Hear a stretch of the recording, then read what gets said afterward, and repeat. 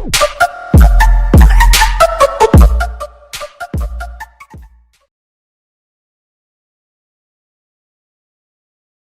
आप ये मूर्ति के बारे में क्या बताओगे? मेरा नाम दीपक गबाले है, मैं एक टीचर हूँ और इस मूर्ति के बारे में मैं बताना चाहूँगा कि ये मूर्ति पूरी तरह से इको फ्रेंडली है। इसे बनाने के लिए मैंने कागज़ और ग्लू का इस्तेमाल किया हुआ है।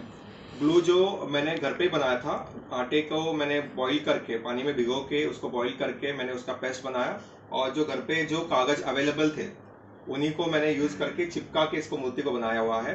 इसे बनाने के लिए मैंने किसी मोल्ड का या फिर कागज़ को पीस के या उसका कुछ पेस्ट बना के ऐसा कुछ नहीं किया, सिर्फ कागज़ चिपका के मैंने बनाया हुआ है। इसके लिए सबसे पहले मैंने 2 बलून लिए थे, उसको चिपका के पूरी तरह से मैंने इसका पूरा स्ट्रक्चर बना दिया। और ये मूर्ति जो बनी हुई है पूरी तरह से इको फ्रेंडली है और इसका हम लोग विसर्जन घर पे आराम से कर सकते हैं। सर आपको ये मूर्ति बनाने का थॉट कहाँ से आया? मतलब ये मूर्ति बनाने के थॉट जो है मुझे पिछले साल आया। लास्ट ईयर मेरी पूरी फैमिली कोरोना से हमको सबको कोरोना हो गया था। तो पूरी फैमिली को कोरोना होने के बाद हम सारे जन होम क्वारंटाइन थे। तो उस होम क्वारंटाइन के सिचुएशन में मेरे दिमाग में एक ख्याल आया कि क्यों ना हम घर पे ही गणेश जी की मूर्ति बनाई जाए, क्योंकि बाहर जाना तो पॉसिबल नहीं था। तो उसी एक कल्पना से प्रेरित होकर मैंने ये मूर्ति बनाई और लास्ट ईयर भी मैंने बनाई हुई थी, वो भी काफ़ी अच्छी हुई थी। उसके भी वीडियोस मेरे पास हैं और इस साल भी वही एक कल्पना से प्रेरित होकर मैंने ये मूर्ति बनाई हुई है।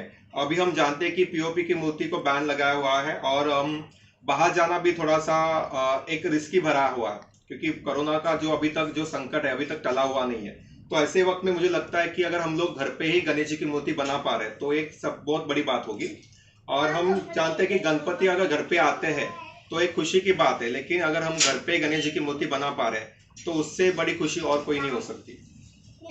सर ये मूर्ति बनाने में कम से कम कितना कॉस्ट आएगा?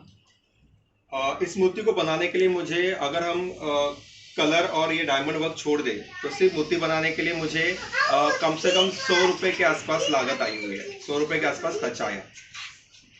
अगर हम डायमंड वर्क का बात करेंगे तो जैसे डायमंड का आप कॉस्टली डायमंड लेंगे वैसे इसका कॉस्ट बढ़ता जाएगा।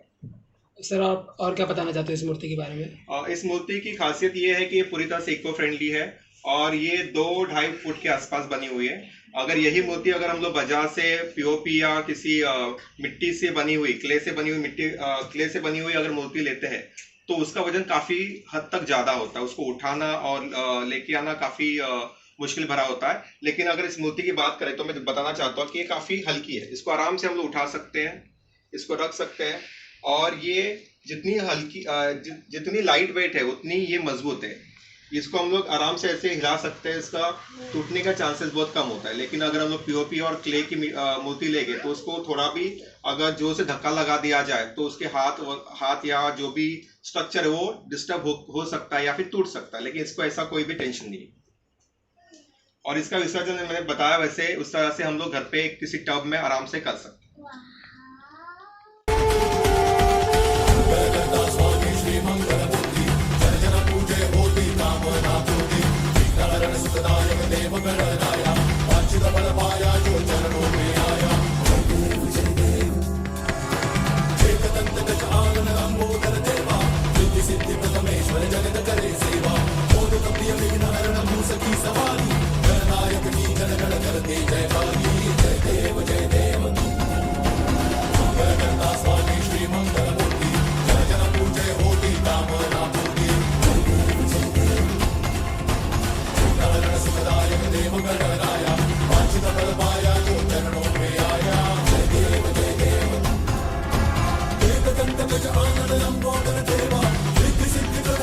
जगत करे सेवा।